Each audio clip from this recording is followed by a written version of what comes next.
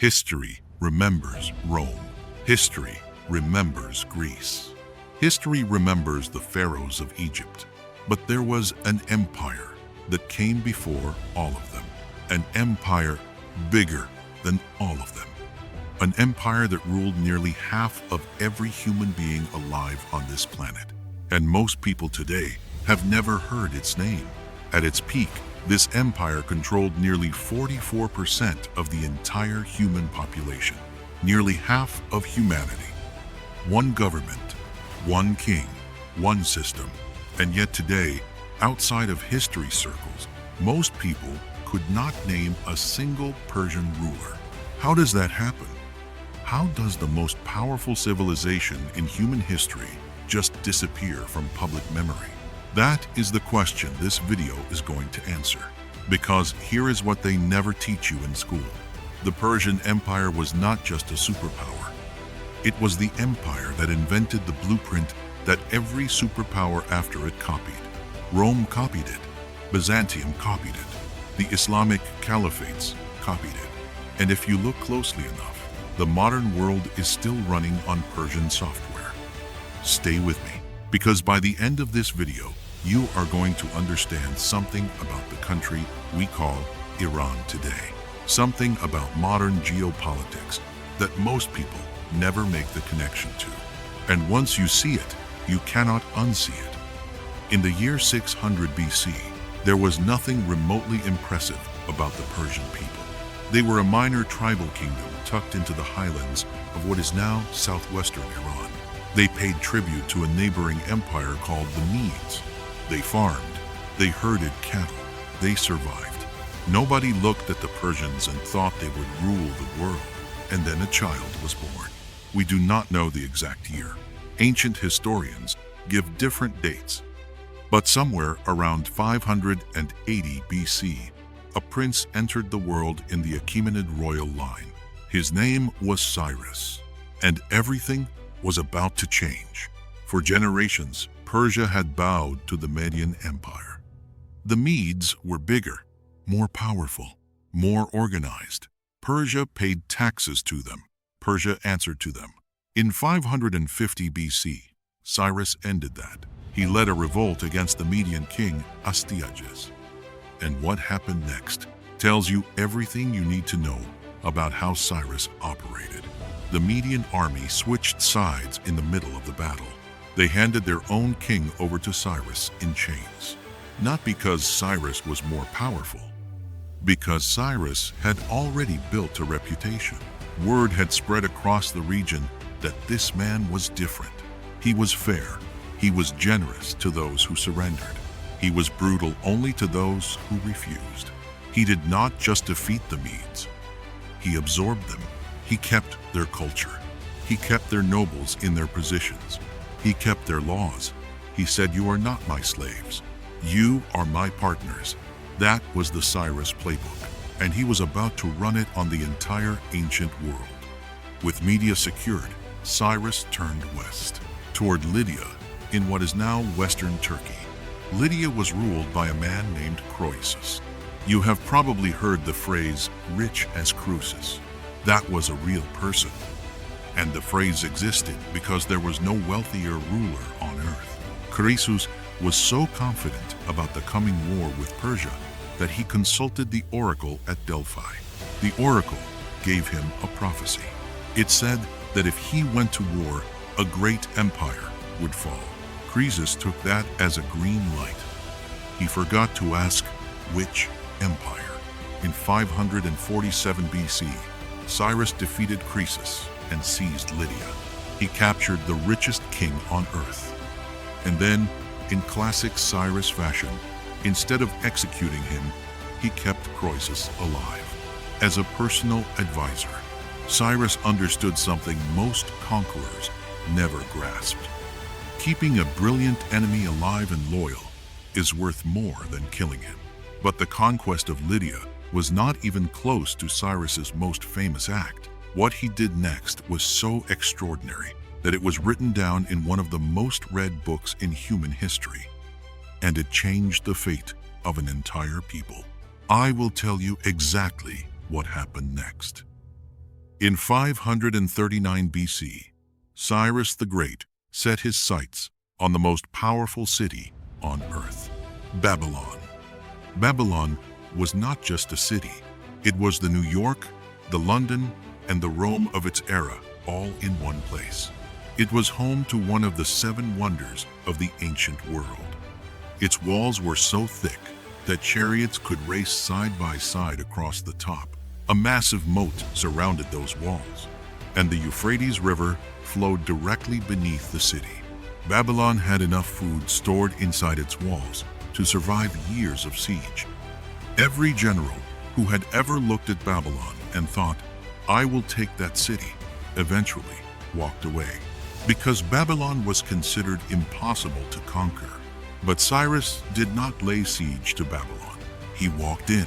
Cyrus ordered his engineers to divert the Euphrates River, the same river that flowed beneath the walls, the same river the Babylonians believed protected them. Cyrus redirected the flow of the river upstream.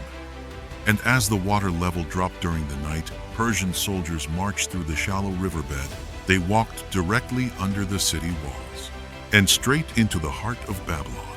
Inside the city, the Babylonian king Belshazzar was hosting a feast. The city was celebrating. They believed they were untouchable. By morning, the greatest city on earth belonged to Persia. But what happened next shocked the ancient world. The Babylonians were not enslaved. They were not massacred. The city was not looted. Instead, Cyrus was welcomed as a liberator. The priests welcomed him. The merchants welcomed him. The lower classes welcomed him. Because Cyrus had already sent word ahead. He declared that he had not come to destroy Babylon. He had come to rule it. And a king, he said, protects his people. After conquering Babylon, Cyrus did something that no conqueror in history had ever done before. He issued a decree. The decree was written in cuneiform script on a small clay cylinder. Today, historians call it the Cyrus Cylinder. In that decree, Cyrus declared that the people of his empire were free to practice their own religions. They were free to keep their own customs. They were free to return to their homelands if they had been displaced. The United Nations has described the Cyrus Cylinder as one of the earliest declarations of human rights in history. A replica of that cylinder sits today inside the United Nations headquarters in New York, written in clay 2,500 years ago by a king that most people today have never heard of. Among the many peoples displaced by Babylon were the Jews. In 586 BC, the Babylonian king Nebuchadnezzar destroyed Jerusalem. He demolished the first temple, the holiest site in Judaism, and he forced the Jewish people into exile in Babylon.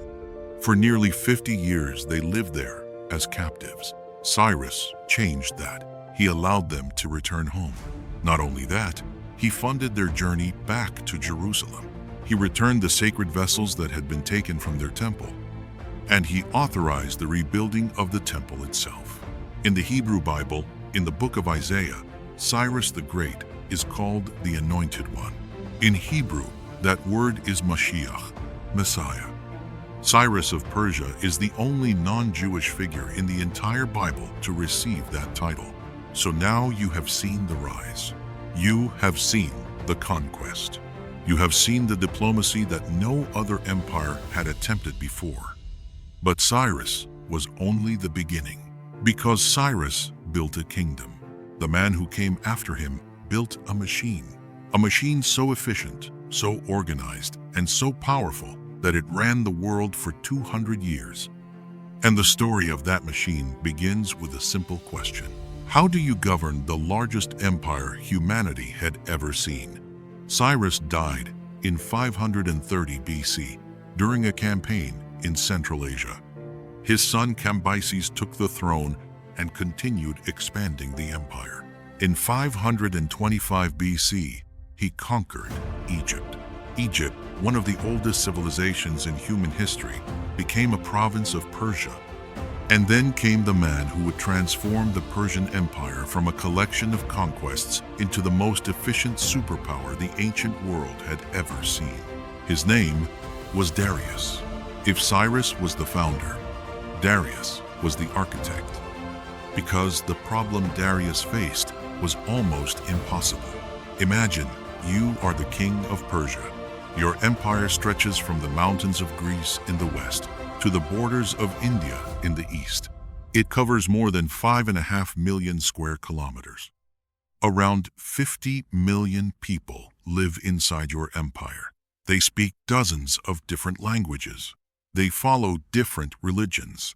They live under completely different traditions and legal systems.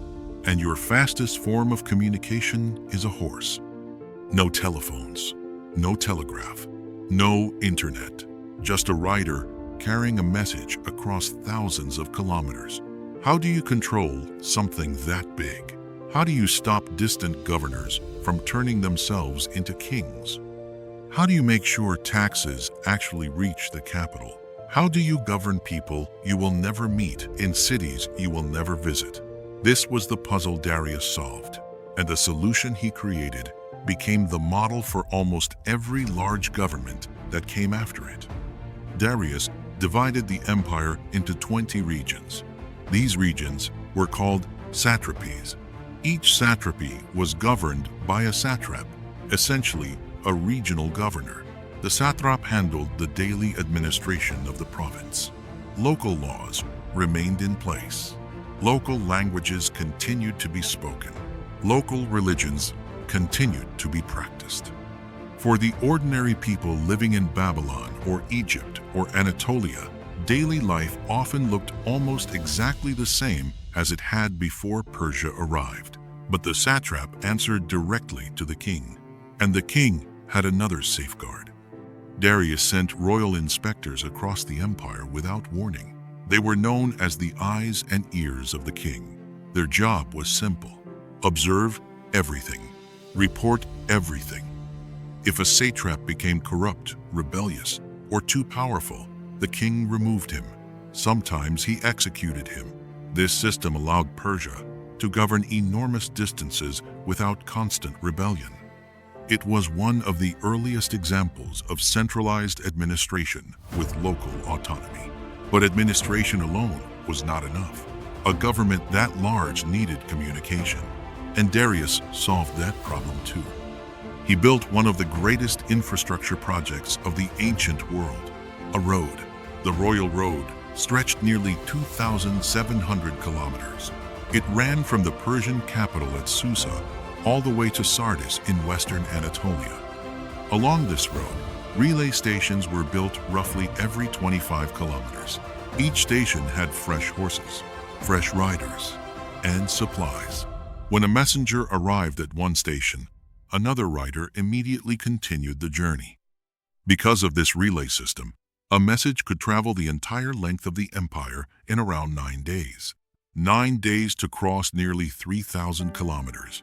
That level of communication speed was astonishing for the ancient world. In fact, the famous motto often associated with the United States Postal Service comes from a description of this Persian courier system. Neither snow, nor rain, nor heat, nor darkness of night prevents these couriers from completing their appointed rounds. The Persian Empire had built the first large-scale postal and communication system in history. But even with administration and communication, an empire of that size needed one more thing: a military capable of protecting it. At the core of the Persian army was an elite unit known as the Immortals. 10,000 soldiers, always 10,000. Whenever one soldier died or was wounded, another immediately replaced him. From the perspective of their enemies, the unit never seemed to shrink. No matter how many battles they fought, there were always 10,000 soldiers standing in the formation. That is why the Greeks called them the Immortals. For 200 years, this system worked. The Persian Empire dominated the known world. Trade flourished. Roads connected continents. Cultures interacted across enormous distances. And Persia stood at the center of it all. But no empire remains unchallenged forever.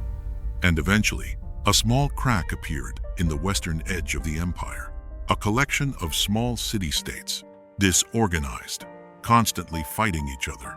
Yet somehow, these city-states would do something no empire had managed before.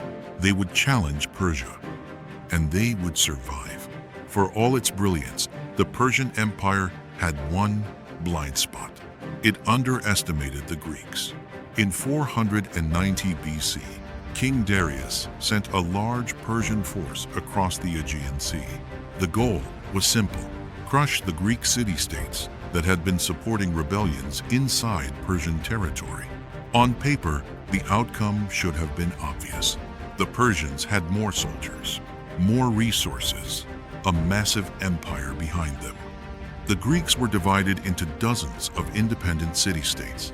They fought each other constantly. They had no unified empire. By every logical calculation, this should have been a quick victory for Persia. Instead, the Persians met an Athenian army on a narrow coastal plain called Marathon, and the Greeks won. The Persian army retreated. The Athenians sent a messenger running from Marathon to Athens to announce the victory. According to tradition, he ran the entire distance, delivered the message, and collapsed. That run later inspired the modern marathon race. But the war was not over. 10 years later, Darius' son Xerxes returned. And this time, he intended to end the Greek problem permanently. Xerxes assembled one of the largest armies the ancient world had ever seen.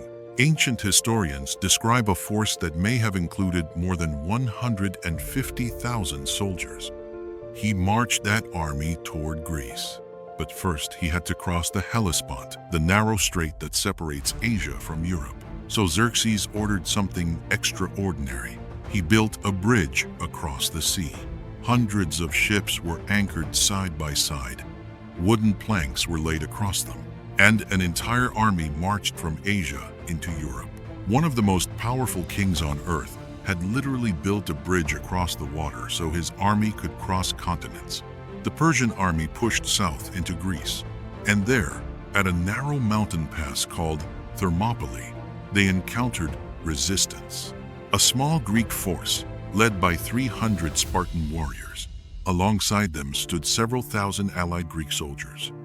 For 3 days, they held the pass against the Persian army. Eventually, the Persians found a path around the mountains and surrounded them. The Greek defenders were killed to the last man, but their sacrifice bought time for the rest of Greece to prepare. Soon after came the naval battle of Salamis. In the narrow waters between the Greek islands, the Greek fleet lured the Persian navy into a trap. The Persian ships could not maneuver properly in the tight straits. The Greeks destroyed much of the fleet. Without naval support, the Persian campaign collapsed. The following year, at the Battle of Plataea, the Greek army defeated the remaining Persian forces on land. Xerxes retreated.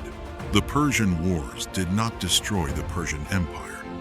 The empire remained powerful for another 150 years. But something important had changed. The myth of Persian invincibility was gone. For the first time, the greatest empire in the world had been challenged and defeated. And far to the north, in the rugged mountains of Macedonia, a boy was growing up. He watched these events carefully. He studied the stories of Persia.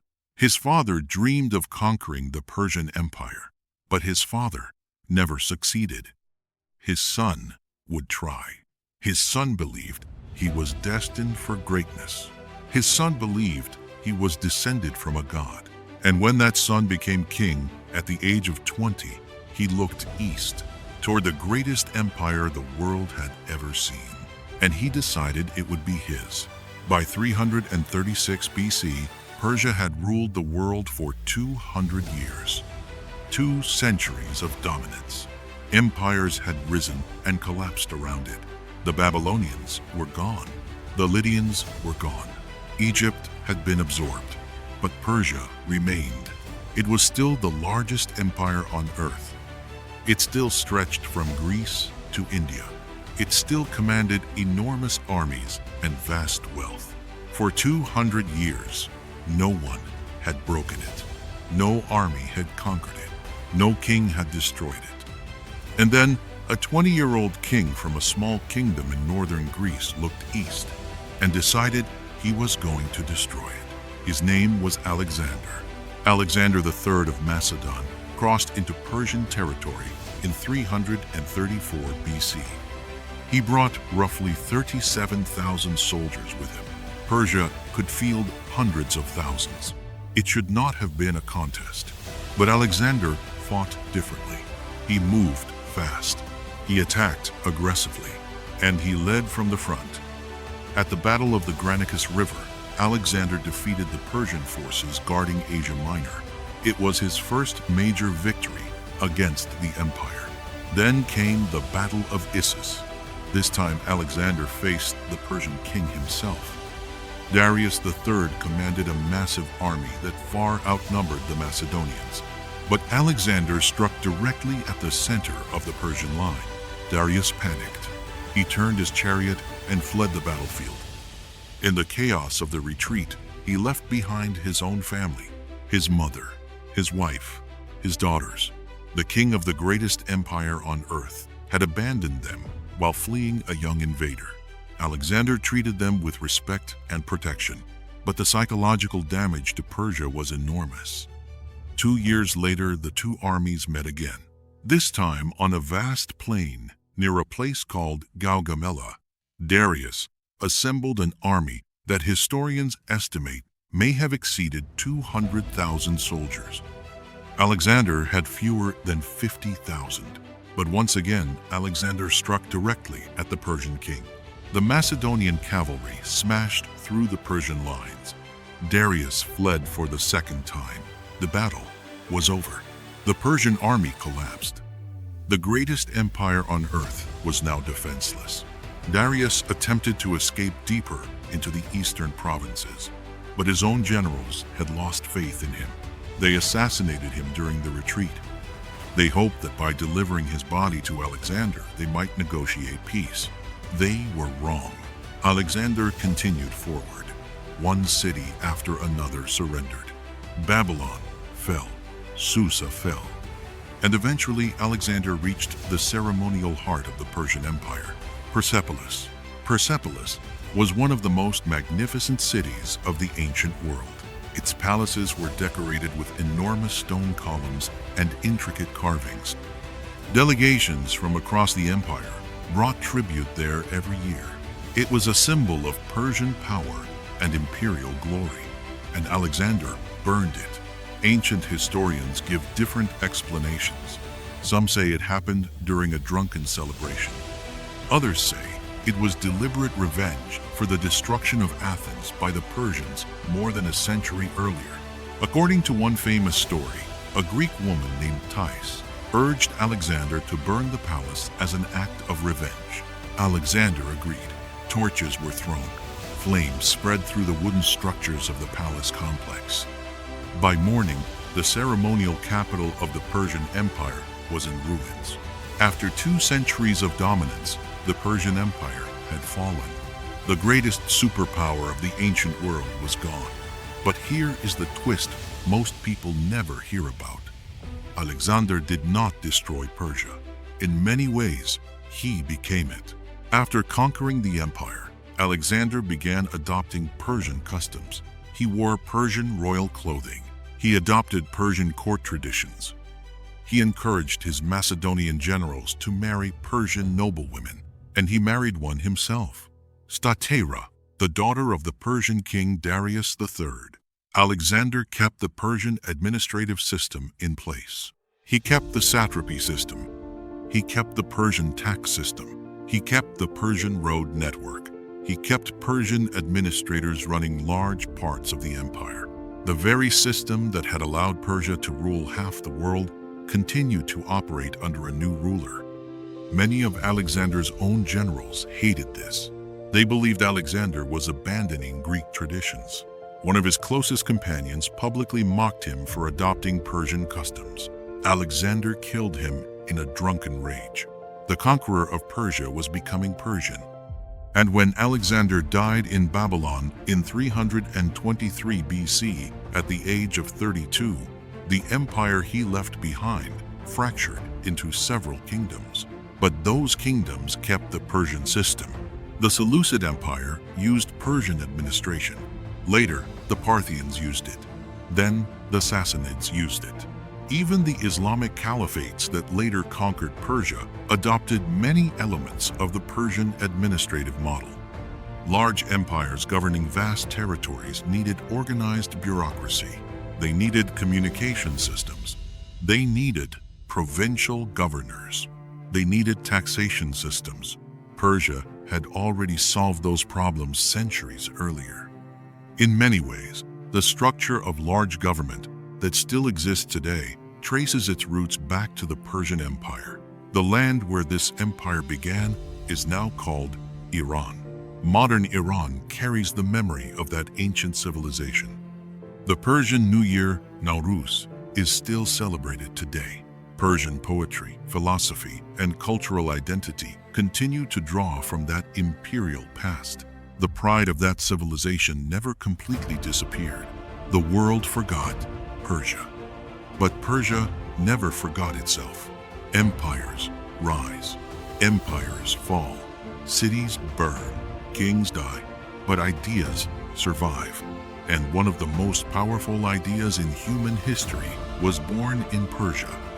The idea that millions of people across vast distances could be governed not only through force, but through systems, through administration, through communication, through organization. The ancient world may remember Rome and Greece, but long before them, another empire built the blueprint. And for a brief moment in history, that empire ruled nearly half the human population on Earth. That empire was Persia.